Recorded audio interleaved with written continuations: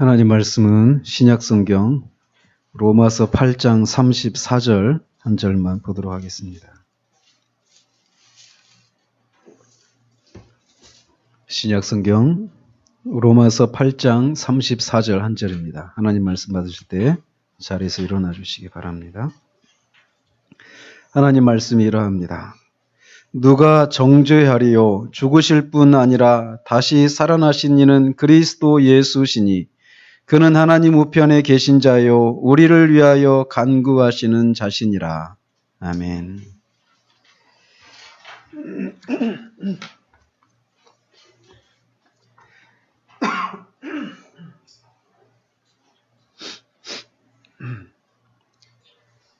지난주에는 죄인에게 베푸시는 하나님의 은혜는 반드시 공의로운 은혜여야 하는데 그렇게 하나님께서 죄인들에게 베풀어 주신 은혜인 그리스도께서 십자가에서 피를 흘리시고 죽으신 것이 어떻게 공의로운 은혜가 될 수 있는지에 대해서 구약의 그 제사 제도를 통해서 말씀을 드렸습니다. 구약의 제사 제도를 보면 죄를 지은 죄인이 제물을 가지고 와서 그 제물에게 안수하고 그 제사장이 제물을 잡습니다. 그 제물을 이제 죽이면 피가 흐르게 되는데 제물이 죽는 것은 죄인을 대신해서 죽는 것입니다. 그런데 그것을 의미하는 건데 이렇게 죄인을 대신해서 제물이 죽었다라고 하는 것이 실제로 그 죄인에게 적용되기 위해서는 그 죽은 제물의 피가 죄인에게 뿌려져야 한다라고 말씀을 드렸어요. 즉 피가 뿌려진다, 피 뿌림을 받아야만 그 죄인이 죽은 것으로 간주가 된다라고 말씀을 드렸어요. 그런 것처럼 죄인을 위해서 십자가에서 피를 흘리시고 죽으신 그리스도의 피가 우리에게 뿌려질 때 우리가 그리스도와 함께 율법의 형벌을 받아서 죽은 것으로 간주된다라는 것이에요. 그래서 우리가 죗값을 다 치른 사람으로 여겨질 수 있게 되는 것이다. 그런데 이렇게 그리스도의 피가 우리에게 뿌려지는 것, 이것은 어떤 것으로 되느냐? 바로 믿음으로 되는 것이다 라고 말씀을 드렸어요. 믿음으로 그리스도가 우리를 대신해서 죽으셨다, 피를 흘리시고 죽으셨다라고 하는 사실을 인식할 때 그리스도의 피가 우리에게 그렇게 실제적으로 적용이 된다라고 말씀을 드렸습니다. 그래서 그리스도의 십자가의 죽음은 공의로운 은혜가 된다라고 말씀을 드렸어요. 자, 오늘은 계속해서 십자가에 달리신 분이 누구신가에 대해서 더 살펴보도록 하겠습니다. 기독교는 2000년 전에 십자가에 달리신 그 분에 관한 종교입니다. 그분이 어떤 분이시고 또 그분이 하신 일이 무엇인가를 알면 알수록 우리는 더욱더 마음의 그런 평강을 누릴 수 있고 구원에 있어서 더 큰 확신을 누릴 수 있게 됩니다. 그렇기 때문에 우리는 힘써서 십자가에 달리신 분이 누구신가에 대해서 알아봐야 한다는 것이죠. 먼저 성경은 그분이 영원하신 하나님의 아들이시다라고 말을 하고 있습니다. 사도 요한은 그의 복음서 처음에 그분에 대해서 이렇게 말을 하고 있습니다. 태초에 말씀이 계시니라. 이 말씀이 하나님과 함께 계셨으니 이 말씀은 곧 하나님이시니라. 근데 그분이 이 땅에 오셨다라는 거예요. 말씀이신 하나님이. 그래서 이 땅을 우리와 같이 거니셨던 그 예수님이 영원하신 하나님이시다라고 말씀하고 있다라는 것입니다. 또 히브리서 기자는 이는 하나님의 영광의 광채시요 그 본체 형상이시라라고 말을 하고 있습니다. 즉 하나님은 볼 수 없는 분이신데 예수님은 이렇게 보이지 않는 하나님의 모든 속성과 영광을 드러내신 분이시다라고 말을 하고 있다는 거예요. 그렇기 때문에 주님은 나를 보는 자는 나를 보내신 자를 보는 것이다라고 말씀하고 있습니다. 빌립에게도 나를 본 자는 아버지를 보았느니라라고 말씀을 하고 있는 거예요. 왜 이렇게 말씀할 수 있느냐면 요한복음 14장 10절에 나는 아버지 안에 있고 아버지는 내 안에 있기 때문이다라고 말씀하고 계시다라는 겁니다. 이 부분에 대해서 다른 성경 기자는 요한은 또 1장 14절에서 말씀이 육신이 되었다라고 표현하고 있고, 또 디모데전서 3장 16절에서는 그는 육신으로 나타내신 바 되시고 라고 말씀하십니다. 그는 육체로 오신 하나님이시다라고 말씀하고 있다라는 것입니다. 성경은 그분의 이름을 임마누엘이라고 말을 하고 있습니다. 즉 하나님이 우리와 함께 하신다라는 뜻이에요. 우리와 함께 하시는 그분은 하나님이시다라는 것입니다. 그분의 또 다른 이름은 그리스도입니다.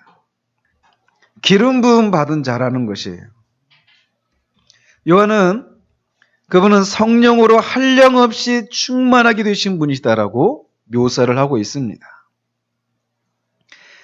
그래서 그분에 대해서 말씀하기를 말씀이 육신이 되어 우리 가운데 거하심에 우리가 그 영광을 보니 아버지의 독생자의 영광이요 은혜와 진리가 충만하더라라고 말씀을 하고 있다는 것입니다. 이 땅에 우리와 똑같은 모습으로 오셔서 우리처럼 배고프시고 졸리시고 피곤하시고 우리처럼 먹고 마셨던 그분이 영원하신 하나님의 아들이시다라는 것이 1968년에 인류 역사에 있어서 아주 중요한 사건이 있었습니다. 아폴로 11호가 달에 착륙한 사건이라고 할 수 있습니다. 그때 그 아폴로 11호에 우주인으로 탑승했다가 달에 착륙했던 그 우주인 중에 한 명이 네덜란드의 TV 프로그램에 출연을 해서 방송에 출연을 해서 그 방청객으로부터 이런 질문을 받았답니다. 인간으로서 최초로 달에 착륙을 했는데 그게 얼마나 영광스럽고 얼마나 그것이 얼마나 놀라운 사건인가, 그것에 대해서 어떻게 생각하느냐 이렇게 질문을 하니까 그분이 대답하기를 물론 인간이 아무도 가보지 못했던 달에 착륙해서 그 달을 걸었다라고 하는 것은, 그래서 인류의 첫 번째 발자국을 남겼다라고 하는 것은 놀라운 일입니다. 그러나 그보다 더 놀라운 일은 영원하신 하나님이 제가 밟고 있는 이 땅에 오셔서 그분이 걸으셨다라는 것입니다. 이렇게 대답을 했다고 합니다. 나사렛의 가난하고 평범한 목수의 아들로 태어나셔서 우리처럼 아이들처럼 키가 자라고 지혜도 잘하셨던, 그리고 장성하셔서 마침내 십자가에 달려 죽으셨던 그분이 영광의 하나님이셨다라고 말하고 있다라는 것이에요. 그렇다면 왜 이렇게 영이신 하나님의 아들이 우리와 같은 인간의 몸을 입고 이 땅에 오셨는가라는 것입니다. 그리고 그분이 이 땅에 오셔서 무슨 일을 하셨는가라는 거예요. 그분이 어떤 분이시고 그분이 무슨 일을 하셨는가를 아는 것이 바로 곧 구원입니다. 그렇기 때문에 우리는 그분이 무슨 일을 하셨고 그분이 어떤 분이신가를 힘써 알아야 합니다. 그분은 오셔서 사람들에게 나타나시고 처음으로 선포하신 말씀은 회개하라 천국이 가까이 왔느니라 라고 하는 말씀이었습니다. 즉 그분의 메시지의 중심 내용은 천국에 관한 것이었어요. 하나님 나라에 관한 것이었다라는 것입니다. 그분은 아이들이 자신에게 나오는 것을 금하지 말라고 하셨고 세리와 창기와 같은 죄인들의 친구였습니다. 그들과 같이 식사를 하시고 그들의 친구로 불리는 것을 부끄러워하지 않으셨다라는 거예요. 그분은 각종 병에 걸린 자들을 고쳐주셨고 귀신을 쫓아내시고 눈먼 자들을 보게 하고 안진뱅이를 걷게 하시기도 하셨습니다. 불치병이었던 하나님의 저주를 받은 병이었던 나병을 깨끗하게 하시기도 하셨습니다. 그분은 수시로 그분이 이 땅에 오신 목적에 대해서 말씀을 하셨습니다. 나는 의인을 부르러 온 것이 아니라 죄인을 부르러 왔다. 인자가 온 것은 잃어버린 자를 찾아 구원하려 함이다라고 말씀을 하셨습니다. 그래서 그는 길을 잃은 양을 한 마리 양을 찾는 목자처럼 또 한 드라크마를 잃어버린 그 여인이 온 집안을 뒤져서 그 한 드라크마를 찾아내는 그 열심을 드러내셨습니다. 집을 나간 탕자를 기다리는 아버지처럼 잃어버린 자들을 찾아서 유대와 갈릴리 온 땅을 두루 다니셨다라는 것이에요. 그러시면서 잃어버린 자들이 아버지께로 돌아와야만 하는데 그 아버지께로 돌아가기 위해서는 자신을 통해서만 갈 수 있다라고 말씀을 하셨습니다. 내가 곧 그 길이고 진리고 생명이고 그렇기 때문에 나로 말미암지 않고는 아버지께로 올 자가 없다라고 말씀을 하셨습니다. 그는 이렇게 잃어버린 자를 찾으시기 위해서 구원하시기 위해서 이 땅에 구세주로 오셨다라고 말씀하셨습니다. 그리고 그는 실제로 그렇게 구세주로 오셔서 구원하기에 능하신 분이셨습니다. 세리와 창기와 같은 사람들이 다 포기해버린 그런 죄인들을 구원하시기에 능하셨습니다. 사마리아의 한 목마른 여인을 구원하시기에도 능하셨습니다. 완고한 율법학자들, 바리새인들, 서기관들을 구원하시기에도 능하셨습니다.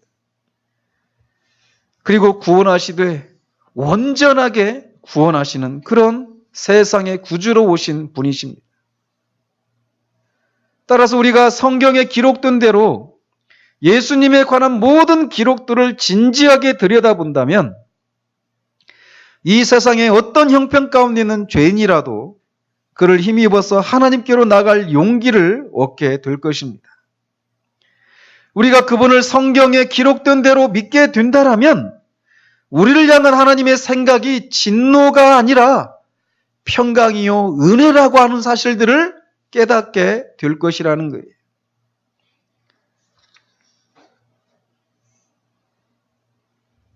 하나님은 죄인에 대해서 이렇게 선한 계획을 가지고 계시고 그 계획을 실천하셨습니다.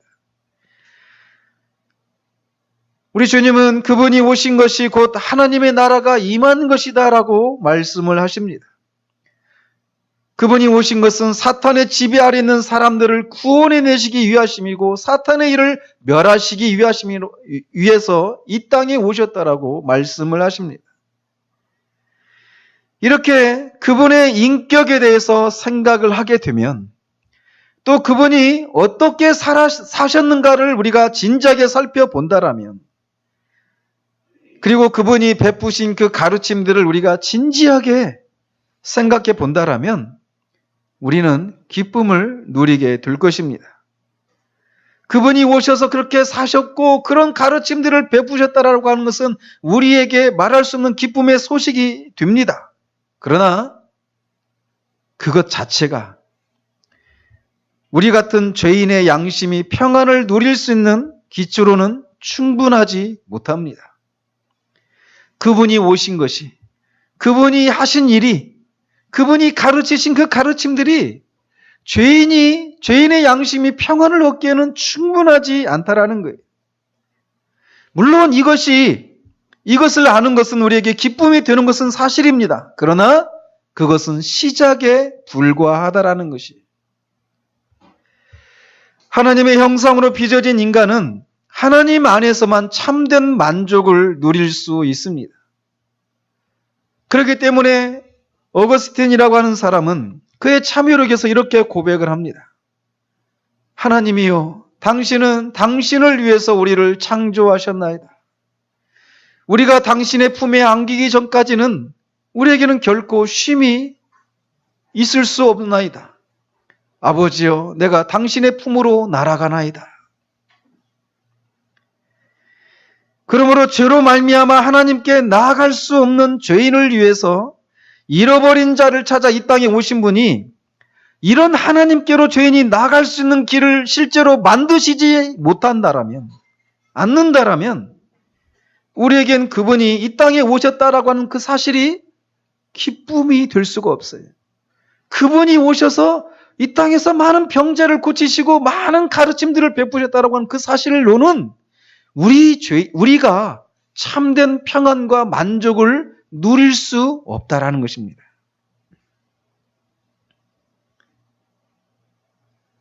단지 하나님이 저기 계시다. 너희들이 영원한 만족, 참된 만족을 누릴 수 있는 그 하나님이 바로 저기 계시다라고 말씀해 주시는 것으로는 충분하지 않다라는 것이에요. 실제로 죄인들이 그 하나님 앞에 나아갈 수 있어야 한다라는 것입니다. 이것은 마치 성소와 지성소를 가로막고 있는 그 휘장 넘어 지성소에 하나님의 임재가 있다라고 하는 것을 알지만 그 휘장이 찢어져서 그 안으로 들어가지 않는 한 하나님의 친밀한 임재 안으로 들어갈 수 없는 것과 마찬가지입니다. 그 휘장 너머에는 우리의 참된 만족이 되시는 하나님이 계시지만 죄인은 그 휘장을 건너갈 수가 없다라는 거예요. 그렇기 때문에 이 휘장이 찢어져야만 합니다. 휘장이 찢어지는 일이 있어야만 죄인이 하나님의 친밀한 임재 가운데로 들어가서 참된 쉼과 만족을 누릴 수 있게 된다라는 것이에요. 지성소를 가로막고 있는 휘장은 그리스도의 몸을 상징한다라고 히브리서 기자가 말을 합니다. 그러므로 휘장이 찢어지는 것, 다시 말해서 말씀이 육신이 되어 오신 예수 그리스도께서 십자가에 못 박혀서 그 몸이 찢기시는 일이 일어나지 않고는 죄인이 하나님 앞에 나아갈 수가 없다라는 것입니다. 그런데 복음서 기자는 예수 그리스도께서 십자가에서 그렇게 죽으셨을 때 그렇게 오랫동안 가로막고 있었던 지성소의 그 휘장이 위에서 아래로 찢어졌다라고 말을 하고 있습니다. 그러므로 온전한 복음은 하나님의 아들이 이 땅에 오셨다라고 하는 것으로는 충분하지 않습니다. 그분이 오셔서 천국에 대한 가르침을 베푸시는 것으로도 충분하지 않습니다. 이것은 시작에 불과합니다. 그분이 죽으시고 다시 살아나셨다라고 하는 것, 그 내용이 반드시 복음에는 포함되어져 있어야 한다라는 거예요. 그래서 복음을 몇 가지로 간단하게 요약하면 이렇게 말을 할 수 있습니다. 그리스도께서 십자가에 달리셔서 죽으셨다. 그리스도가 장사 지낸 바 되셨다. 그리스도가 죽은 자 가운데서 다시 살아나셨다. 그리스도가 승천하셨다. 승천하신 그리스도께서 하나님의 보좌 우편에 앉아 계신다. 그가 항상 살아서 우리를 위해서 간구하신다. 이것이 바로 복음의 요약입니다. 오늘 본문은 이것을 우리에게 아주 짧은 이 한 절을 통해서 우리에게 이 모든 사실들을 우리에게 말해주고 있습니다. 누가 정죄하리요?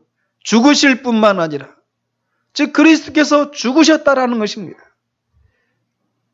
다시 살아나시니 죽으셨다가 다시 살아나셨다라고 말을 합니다.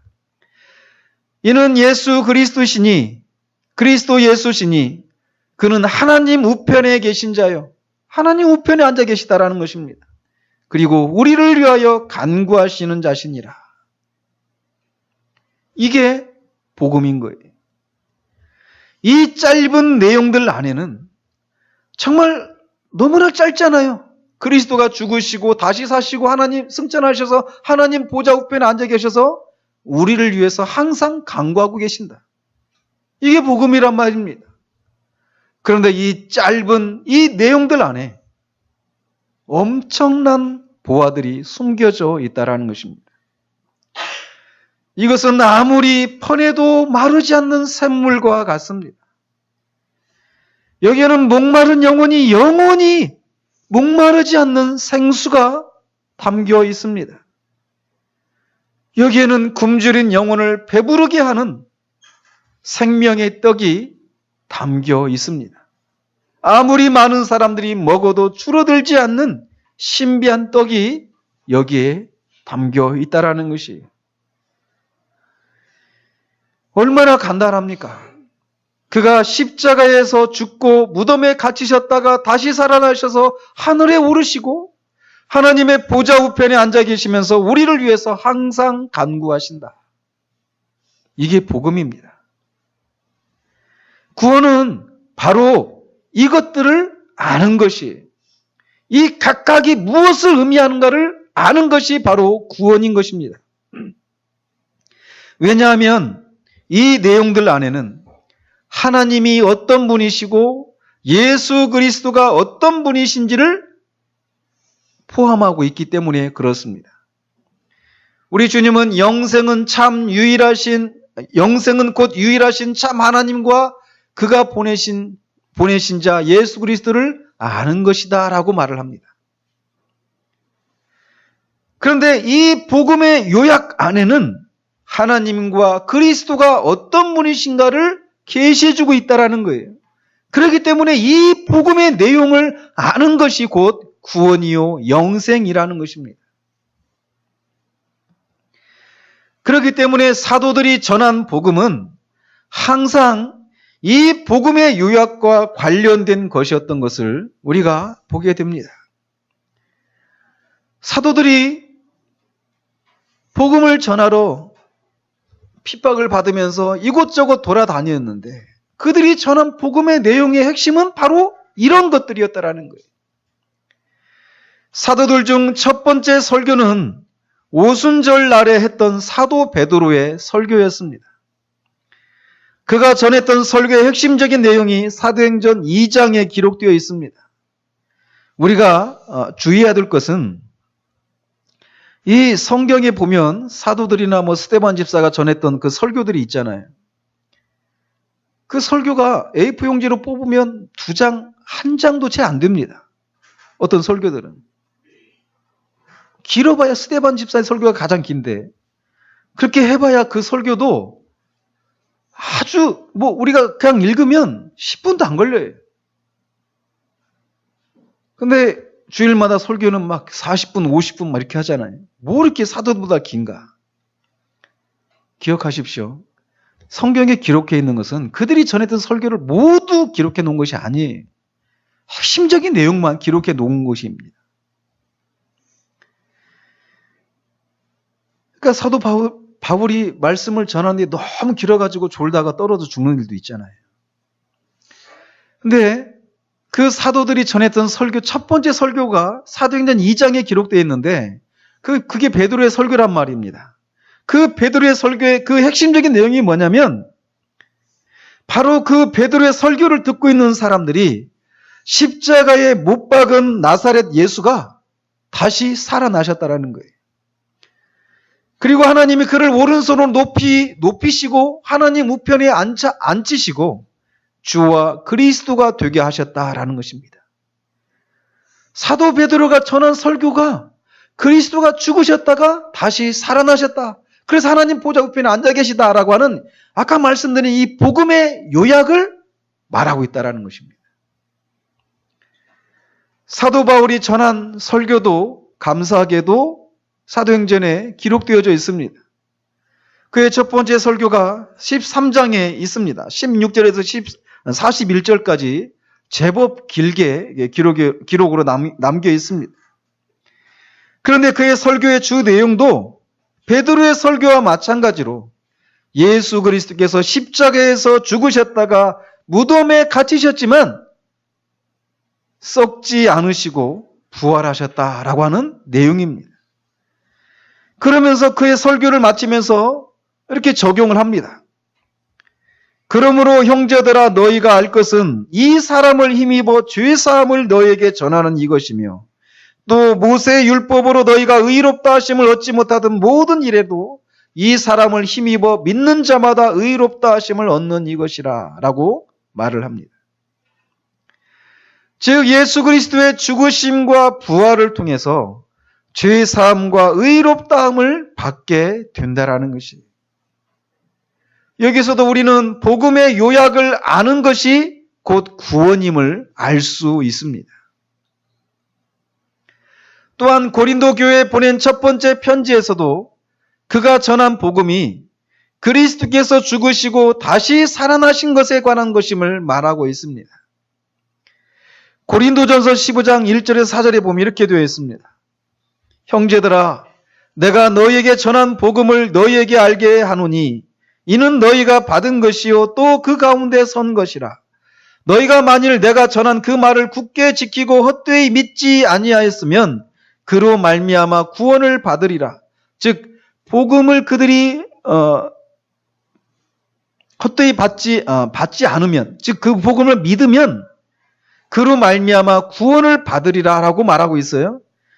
그러면서 내가 받은 것을 먼저 너희에게 전하였노니 이는 성경대로 복음의 내용을 말하고 있습니다. 이는 성경대로 그리스도께서 우리 죄를 위하여 죽으시고 장사 지낸 바 되셨다가 성경대로 사흘 만에 다시 살아나사. 믿으면 구원을 얻는 복음의 내용이 뭐냐? 그리스도가 죽으셨다가 다시 살아나셨다라는 것입니다. 그러고 나서 그는 다음과 같이 덧붙여 말합니다. 그러므로 나나, 즉 사도 바울이나 그들이나 다른 사도들이나 이같이 전파하매 너희도 이같이 믿었느니라. 즉 사도 바울 자신이나 다른 사도들이 전한 복음도, 복음의 내용도 이처럼 그리스도께서 죽으시고 다시 살아나시고 승천하시고 하나님 보좌 우편에 앉아 계셔서 우리를 위해서 간구하신다라고 하는 이 내용을 전하고 있다라는 것이에요. 그리고 그것을 듣는 모든 사람들이 믿어 구원을 받도록 이 사실들이, 그리스도가 죽었다 다시 사시고 하늘에 오르셨다라고 하는 이 사실들이 진짜라고 하는 것을 확증하는 내용들을 이렇게 첨가하고 있습니다. 그들의 설교 내용이 다 그런 내용들이었어요. 이렇게 사도들이 집중적으로 전한 이 몇 가지 사실들 안에는 죄인들을 향한 하나님의 완전한 사랑과 지혜가 담겨 있습니다. 여기에는 구원이 계시되어 있다라는 것이, 모든 믿는 자에게 구원을 주시는 하나님의 능력이 바로 이 복음입니다. 왜냐하면 이 복음 안에는 하나님의 의가 나타나서 믿음으로 믿음에 이르게 하기 때문에 그렇습니다. 한번 사도들이 전한 복음을 자세히 한번 살펴보십시오. 그들이 복음을 전하면서 너희들이 구원받기 위해서는 이것을 해야 된다, 저것을 하지 말아야 된다 라고 말하고 있는지 한번 살펴보십시오. 또는 구원을 얻기 위해서 힘쓰고 기도하라, 이런 내용이 들어있는지 한번 살펴보십시오. 그리고 모든 은혜의 방편을 적극적으로 활용해라, 이렇게 말하고 있는지 한번 그들의 복음 설교를 한번 들어보십시오. 그들은 결코 그렇게 복음을 전하지 않았습니다. 사도들이 전한 것은 그리스도께서 죄인들이 구원을 받기 위해 필요한 모든 것을 이미 다 이루셨다라고 하는 것을 전파하고 있었습니다. 복음은 바로 이것입니다. 예수 그리스도께서 우리 범죄함을 위해서 내어줌이 되고, 즉 십자가에 죽으시고 또한 우리를 의롭다 하심을 위하여 다시 살아나셨을 때 죄인들의 구원에 필요한 모든 것이 다 이루어졌다라고 하는 것이 복음이라는 것이, 예수 그리스도께서 그의 십자가의 피로 화평을 이루실 때 죄인들의 구원에 필요한 모든 일이 완전하게 이루어졌다라는 것입니다. 그렇기 때문에 예수 그리스도께서는 십자가에서 죽으시면서 다 이루었다라고 외치시면서 죽으신 것입니다. 그는 죄인이 구원받기 위해서 해야 될 일들 중에 99%는 그분이 하시고 나머지 1%를 우리가 하도록 남겨놓으시지 않으셨다라는 거예요. 나머지 그 부족한 것을 우리의 기도와 선행과 각종 고행을 통해서 채우도록 하시는 방식으로 구원을 이루시지 않으셨다라는 것입니다. 그분은 죄인들의 구원에 필요한 모든 일을 완전하게 다 이루셨습니다.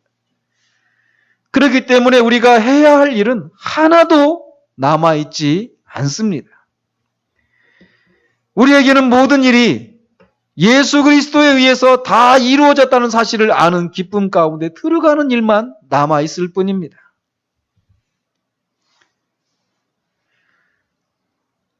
그리스도와 그가 이루신 일에 대해서 하나님의 말씀이 뭐라고 하고 있는지, 즉 그가 하신 일에 대해서, 그에게 일어난 일에 대해서 뭐라고 해석하고 있는지 한번 살펴보도록 하겠습니다. 그리스도께서 죽으시고 다시 살아나신 일들이 무엇을 의미하는지를 성경은 여러 곳에서 그 의미를 해석해주고 있단 말이죠. 말씀을 해석하는 것은 우리 안에서 일어나는 모든 의심들을 잠재우는 효력이 있습니다. 예수님이 메시아이신 줄 알고 믿고 따랐던 그 사람들 중에 엠마오로 가던 그 두 제자가 있었습니다. 그들이 낙심해가지고 엠마오로 가는 도중에 예수님을 만나고 예수님이 그들에게 성경을 풀어주시죠. 모세와 율법과 시편을 다 풀어주십니다. 성경을 풀어주시면서 그리스도가 어떻게 해를 받으시고 다시 살아나야 되는가에 대해서 그들에게 설명해 주니까 그들 안에 있었던 의심이 제거되었다라는 것입니다. 그런 것처럼 하나님의 말씀을 우리가 들을 때 우리 안에서 일어나는 의심이 사라지게 된다라는 것입니다. 하나님의 말씀에는 이런 효력이 있습니다. 아십니까? 1876년에 우리나라에 처음으로 들어온 선교사가 토마스라고 하는 선교사였습니다. 근데 불행하게도 그는 들어오자마자 죽고 말았습니다. 대동강에 그 제너럴 셔먼호 그 배를 타고 대동강을 거슬러 올라오다가 당시 조선 시대잖아요. 그 조선 수군들에 의해서 그 배가 불타고 그때 토마스 선교사도 박충권이라고 하는 그 사람에게 죽고 맙니다. 근데 토마스 선교사가 죽어가면서 이 중국어로 된 그 성경을 그 박충권한테 줬어요. 그리고 또 가지고 있던 또 다른 성경을 최치량이라고 하는 사람에게 전해졌단 말이죠. 그리고는 죽었습니다. 복음도 전하지 못하고 그냥 말씀만 그 사람들에게 주고 죽고 말았습니다. 나중에 어떤 일이 일어난 줄 아십니까? 박충권이라고 하는 사람도 나중에 예수님을 믿고 나중에 오늘날의 안수집사나 장로가 됩니다. 그리고 이 최치량이라고 하는 사람이 받은 성경을 그의 조카인 박영식이라고 하는 사람이 그 책을 가져갑니다.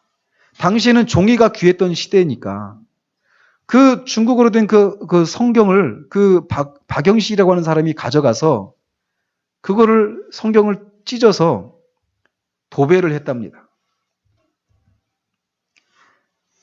사방을 천정까지 다 성경을 찢어가지고 도배를 했어요. 그러니까 누워도 성경이 보이고 막 앉아도 보이고 사방에 성경이 보이는 겁니다. 근데 어떤 일이 일어나는지 아십니까? 그 성경을 읽다가 그가 회심을 해요. 그리고 그가 중국에 가서 로스 선교사를 만나고 또 말씀을 가지고 막 말씀을 전하는 사람이 됩니다. 그리고 그의 집, 성경으로 도배되었던 그 집이 나중에 널다리 교회인가? 그렇게 되고 그게 장대현 교회가 됩니다. 1907년도 평양에 대부흥이 있었을 때 그 처음 있었던 그 교회가 장대현 교회거든요. 말씀이 그냥 말씀으로 그 성경으로 그냥 도배를 해놨어요, 집에. 온 막 사방에 벽이든 천적이든. 근데 그것을 읽다가 그가 회심을 합니다. 즉 하나님의 말씀에는 그런 능력이 있어요.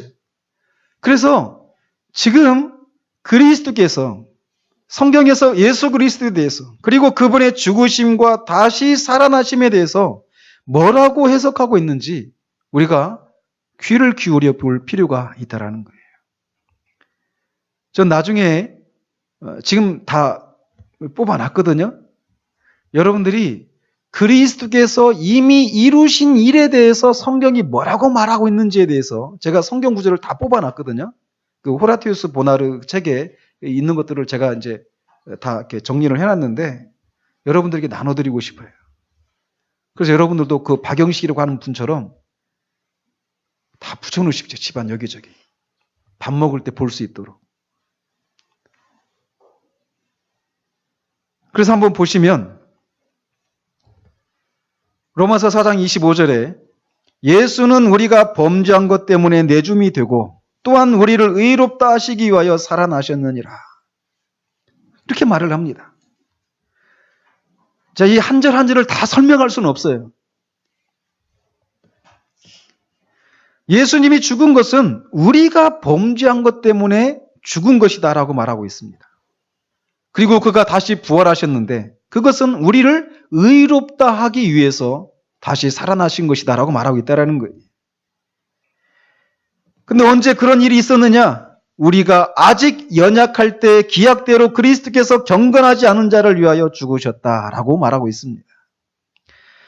또 오늘 우리가 읽은 이 로마서 8장 34절에서처럼 누가 정죄하려 죽으실 뿐 아니라 다시 살아나신 일은 그리스도 예수시니 그는 하나님 우편에 계신 자요 우리를 위하여 간구하시는 자시니라.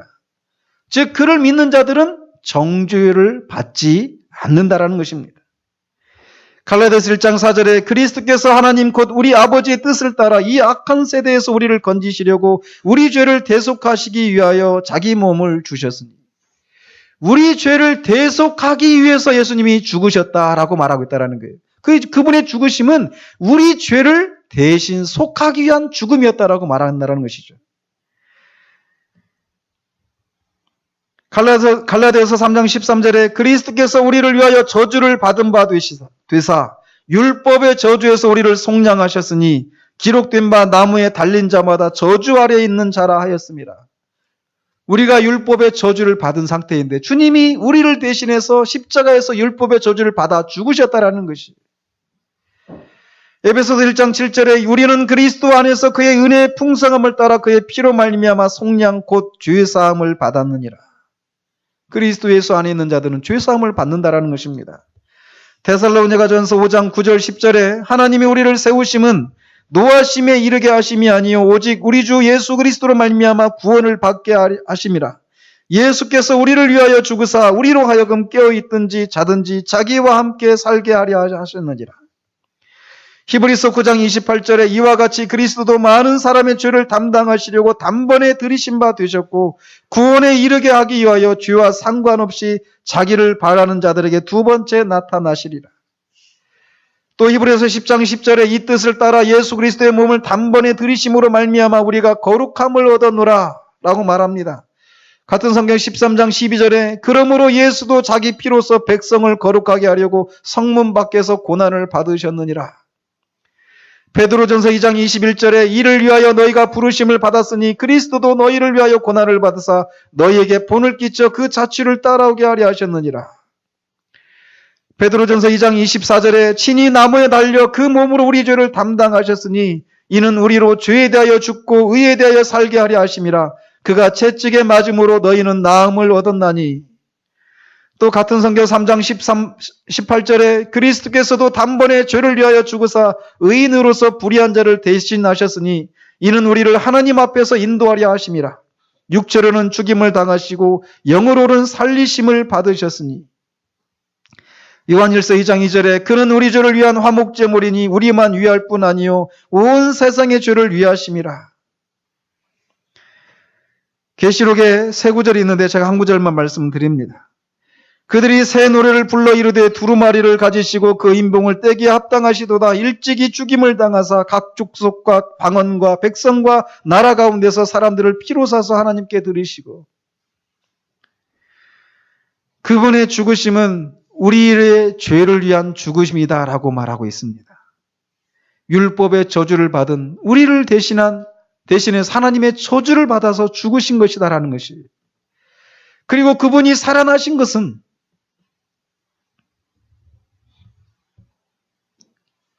우리를 의롭다 하시기 위하심이다라고 말을 하고 있다는 것입니다. 그분은 이렇게 분명히 죽으셨습니다. 그분의 죽음은 죄값을 지불하는 것이었고 죄의 형벌을 담당하는 것이었어요. 그러나 자신의 죄값이나 형벌을 받은 것이 아니라 죄인들의 죄값과 형벌을 대신한 죽음이었다라는 것입니다. 그리고 그는 무덤에 장사되었습니다. 그는 잠깐 기절하신 것이 아니라 진짜 죽으셨다라는 것을 증명하고 있습니다. 그러나 그는 다시 살아나셨습니다. 이것은 공의로우신 재판장이신 하나님께서 예수님이 죄인을 대신해서 지불하신 그 죄값에 대해서 만족하셨다라고 하는 것을 선언하는 것을 의미합니다. 그리스도의 죽으심과 다시 사심을 통해서 하나님은 만족하셨다라는 거예요. 그러므로 더 이상 하나님을 만족시키기 위해 무엇인가를 하실 필요가 없으시다라고 하는 것을 의미합니다. 그리스도의 죽으심은 죄인이 죄 용서받기 위해서 반드시 필요한 죄값을 완전히 치르심으로 손상된 하나님의 공의를 완전히 만족시키셨다는 것을 의미합니다. 하나님은 죄인에게서 받으셔야 할 죄에 대한 채무를 모두 받으셨습니다. 더 이상 다른 무엇을 요구하실 수 없도록 모든 것을 만족시키셨습니다. 이것이 그리스도께서 십자가에서 죽으시고 다시 살아나셨다라고 하는 것을 살아났다라고 하는 것이 의미하는 것입니다. 이것이 하나님이 마련하신 의입니다. 하나님은 이 의를 친히 마련하셨습니다. 복음에는 이런 하나님의 의가 나타난 거예요. 그러므로 이 사실, 그리스도의 죽으심과 다시 사심이 말하는 이 사실을 믿으면 이미 죄값을 다 치른 사람으로 여겨주시고 뿐만 아니라 그리스도의 의를 우리의 것으로 여겨주신다라는 것입니다. 이것이 복음입니다. 그러므로 예수 그리스도께서 십자가의 죽으심과 다시 살아나심을 통해서 이루신 것을 믿기만 하면 된다라는 것이. 믿음은 이렇게 하나님께서 그리스도를 통해서 죄인이 구원을 받기 위해서 필요한 모든 것을 이미 이루셨다라고 하는 것을 시인하는 것입니다. 믿음은 구원을 위해서 우리가 행하는 그 모든 행위를 중단하고 단지 말씀이 계시하고 있는 이 사실들을, 이 내용을 진리라고 시인하는 것, 이것이 바로 믿음입니다. 예, 주님, 그렇습니다. 주님이 죽으시고 다시 살아나신 것이 바로 그렇게 죄값을 다 치르신 것이라고 하는 것. 그리고 우리를 의롭다 하시기 위해서 다시 살아나셨다라고 하는 것을 의미하는 것입니다. 주님, 그것이 사실입니다. 그것이 진리입니다. 내가 그것을 믿나이다. 이것이 바로 믿음이라는 것이.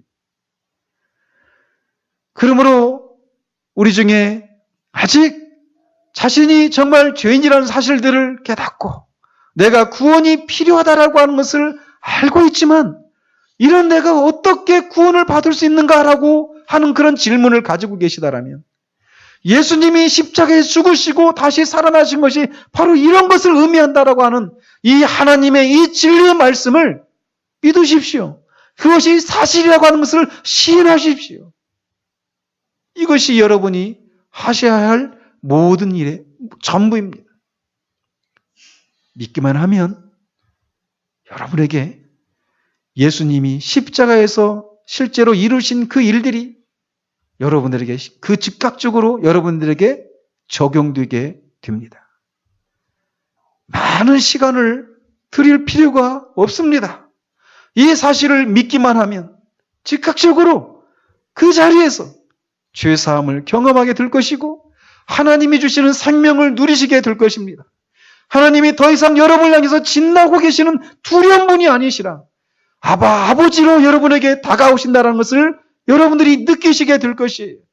그토록 찾았던 참된 만족과 쉼이 하나님 안에서만 누릴 수 있게 되는데 그 하나님 앞에 나아가서 그 하나님과 친밀한 임재와 친밀한 교제를 나눌 수 있게 될 것입니다.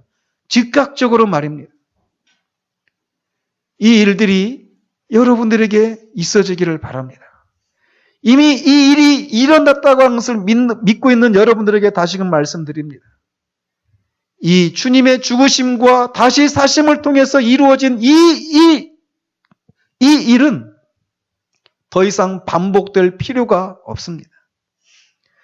구원받은 이후에 우리가 범죄하는 그 순간 우리는 마치 다시금 구원의 감격을 회복하기 위해서는 우리가 또 다시 어떤 무엇인가를 해야 될 것처럼 생각이 되어지는데 그렇지 않다라는 거예요. 이미 다 이루셨습니다.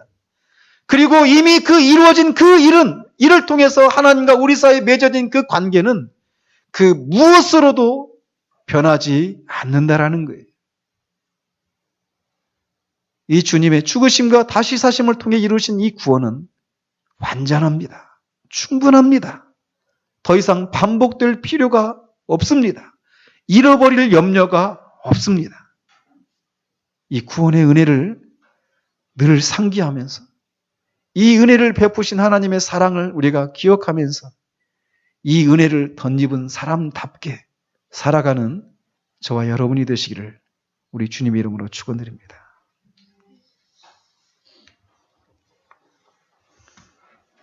기도하겠습니다.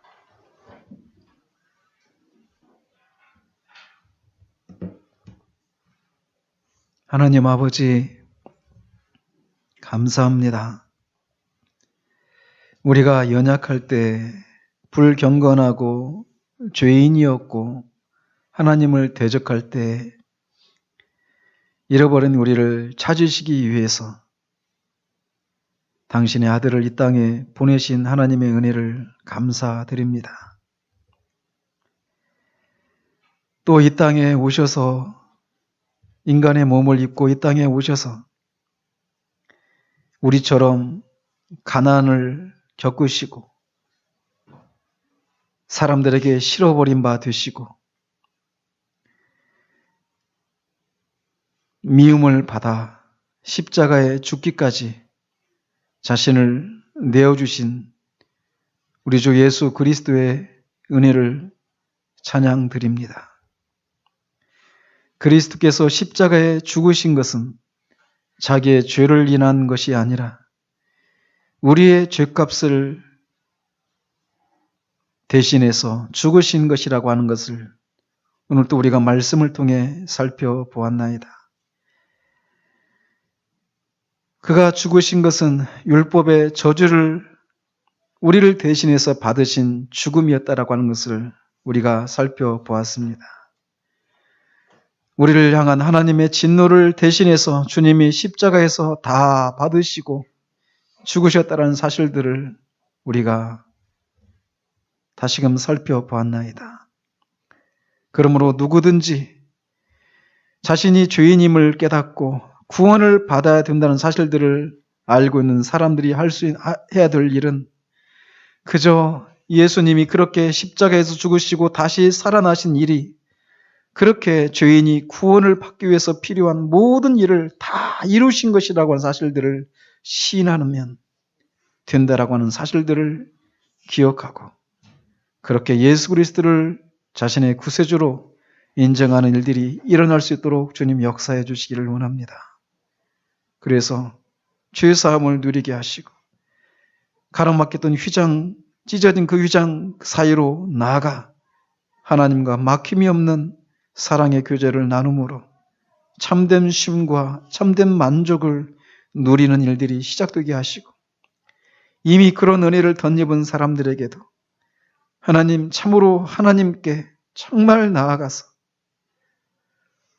정말 그리스도 안에서 우리에게 주시고자 하시는 그 말할 수 없는 영광스러운 하늘과 땅에 속한 신령한 복들을 마음껏 누림으로 하나님을 영화롭게 하는 그런 우리 모두 될 수 있도록 주님 도우시기를 원합니다.